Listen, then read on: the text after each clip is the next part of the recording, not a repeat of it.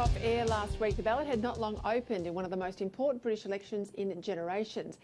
As we know now, Boris Johnson and the Conservative Party went on to win it in a landslide, and as a result, they were returned for an historic fourth term in power, and finally, a decision that the PM says will get Brexit done. In the final tally, the UK Conservative Party picked up a 43.6% vote share, receiving almost 14 million votes and gaining 66 seats, taking their total number of seats in the Commons to 365.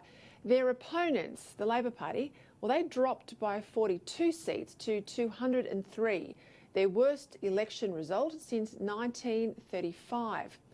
The poor performance has led to, and rightly so, Jeremy Corbyn announcing he will not lead the Labor Party into the next election, although I did watch his press conference with interest where he made it clear he intends to hang around for the next few months and, in a worrying sign for Labor, have a say in choosing his successor. Now, in terms of Brexit, with Johnson well and truly in power, not just in office, but in power as well, and a parliament that can't help but have got the message, voters sent them yet again on Thursday, Johnson is now expected to bring the Brexit bills back to the Commons before Christmas, keeping the country's exit date from the EU on track for January 31st. Now, tonight I want to spend a bit of time working through the lessons coming out of the UK election.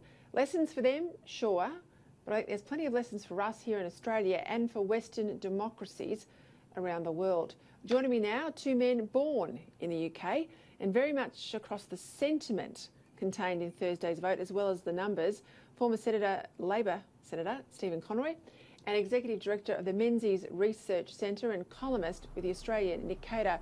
Nick, I'll start with you. I commend you on the piece in the Oz today because I was really interested in some of that polling analysis that you had.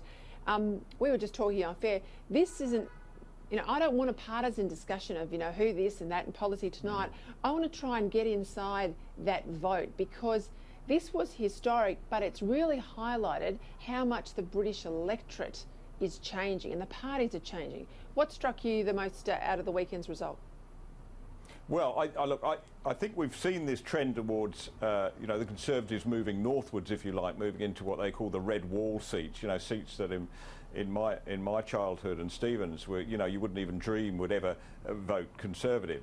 But so that trend's continued and it's accelerated because of Brexit and because of who Corbyn is. But I think the most interesting thing from the exit polling that I saw is the age of voters and how differently voters respond depending on what age they are. So to give you an example, if you're under 24, then 60% of under 24s voted for Labor or the Greens, most of those for Labor, only 19% for the Conservatives. Then if you go to the over 65 vote, it's almost exactly the reverse. So 60% for the Conservatives and 59, 60% for Labor and the Greens. It's always been the case, of course, that young people tend to be a bit starry-eyed. Some of us were, but this is a much bigger age divide than I think has ever been recorded in these kind of polls. So it shows something very new. And it's not a socio-economic indicator anymore. Age is the biggest indicator of where they would vote. Now, some of us weren't starry-eyed. We voted the right way the whole way. But anyway, I'll come to Stephen Conroy. What I found fascinating in all of this, and you're a Labor man from way back, when we talk about seats in Australia that move between the two parties, or even ones that haven't voted Liberal before voting Liberal, that's nothing like these seats in the UK that are dead red Labor territory going Tory, because it's generations and generations of hatred towards the Conservatives. What was the big push? What made it happen? Well, look, I was fascinating to find that everyone suddenly discovered the Workington man. Because my family live currently today in Workington. They live currently today in the adjoining town Whitehaven. Okay, so where is this Workington? Is Cumbria. This is the northwest of England. And I was there in June, July, visiting my family. And my uncle was a Labor Party member. He was a Labor mayor of the adjoining town. And he said to me he would be voting Tory because they voted 65% pro-Brexit, and the Labor Party said they would respect the vote they would follow the outcome of the national vote, and they did not. And they had all these people from the British Labour Party coming up from London, telling them they all now had to put that aside, and they all had to go with this second referendum and all that. And he just said no. They said they'd respect the vote, and we're going to vote Tory for the first time. Now, my uncle, my grandfather, was a miner for 48 years in this area. This is a steel town, Workington, mining town, Whitehaven. These people have never voted Tories, except in a by-election once, I think, by accident. So this is, for them, for my uncle, and my uncle voted for Corbyn in the leadership ballot. My uncle's a lefty. So this is like, no, these people betrayed us. They told us they were going to respect the vote, and we are going to treat them the way they have treated us, with contempt.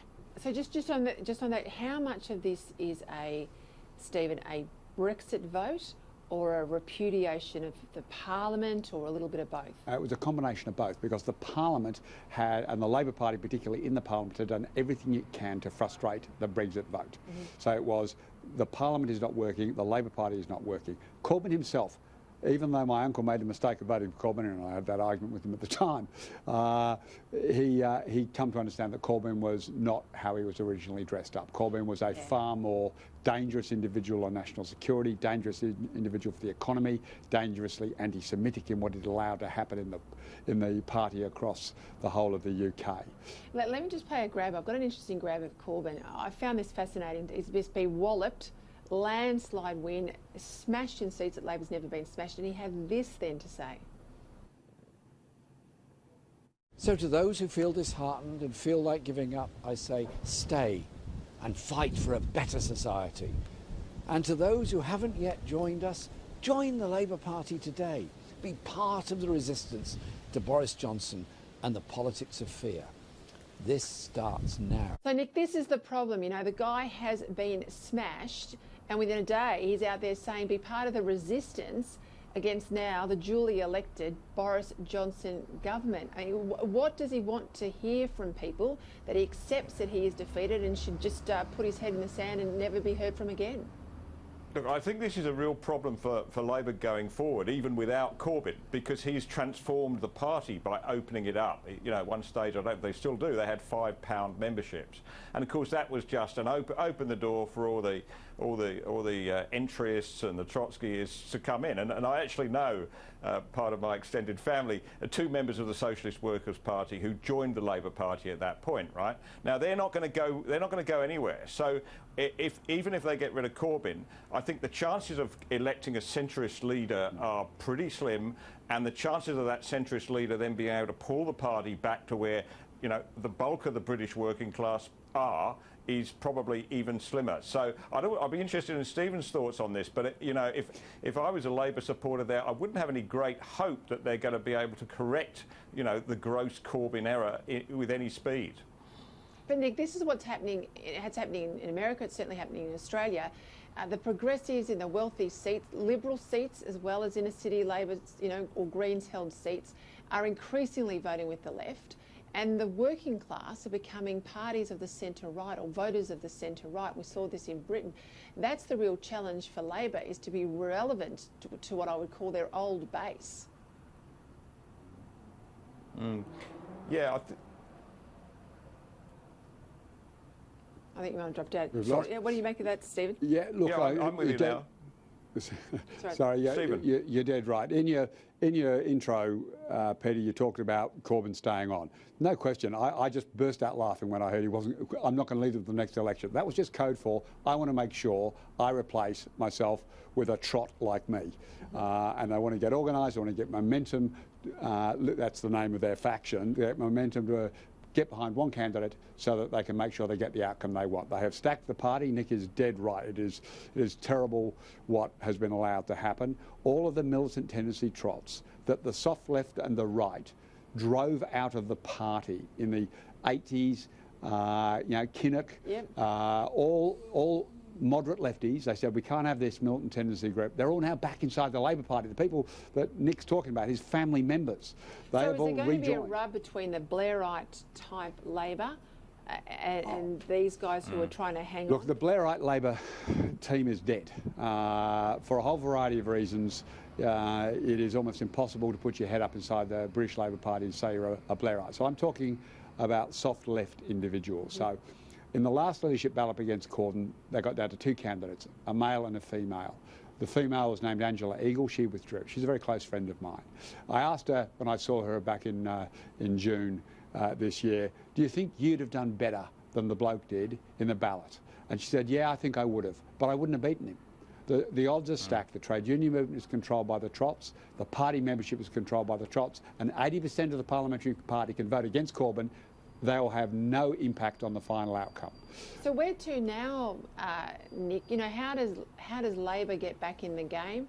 It's the same conundrum here. You know, if Albanese keeps pushing policies that have this wide front, which were the shortened policies at the last election, but he sits over, you know, I'd say getting towards the hard left and certainly being pushed around by the unions to the hard left, how on earth can you be relevant to working people? I think the Labor Party in Britain is now at the point that many similar Labor parties are on the mainland of Europe, and that is that they were once, you know, contenders for government and are now minor parties. Now, this may be radical to say, but let's not forget that as well as the losses in England and Wales, you know, compared to 2010, the Labour Party used to command Scotland. It used to get almost all of the seats. And it's lost it. It had 41% of the vote in Scotland in 2010. Now it's 2018, and almost all that vote, in fact, I'd say all of it, has gone to the Scottish National Party. I mean, the Conservatives actually do better in Scotland, although they had a bit of a setback this time. They do better in Scotland than they used to. But Labour has virtually disappeared as a political force north of the border, so they're gradually retreating to these university towns. And as I said in my article this morning, if you look at those little dots of red, those little red islands on the Sea of Blue, every one of them is a university town.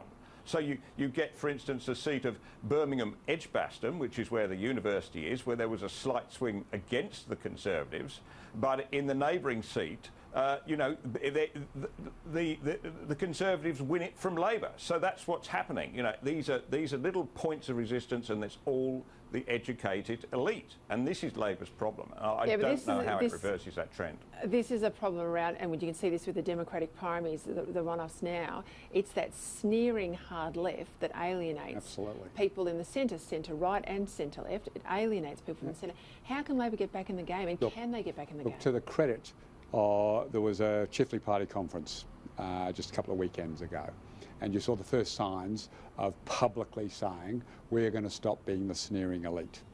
You had Terry Butler, Queensland MP, very talented. She stood up and said we've got to stop saying we can retrain coal miners who earn $120,000, $130,000 into renewables at $50,000. They are really not going to appreciate that contribution. We've got to start respecting people who work in the sector. We've got to start respecting their families. You've got Anthony Chisholm, Senator for Labor, Jenny Hill, Mayor in Townsville, been going around the country. They've come to Sydney, they've come to Melbourne to try and explain to people, if you want to run those policies, just do us a favour, run for the Sydney Town Mayor or run for the Melbourne Town Mayor, because you're not going to be Prime Minister of Australia.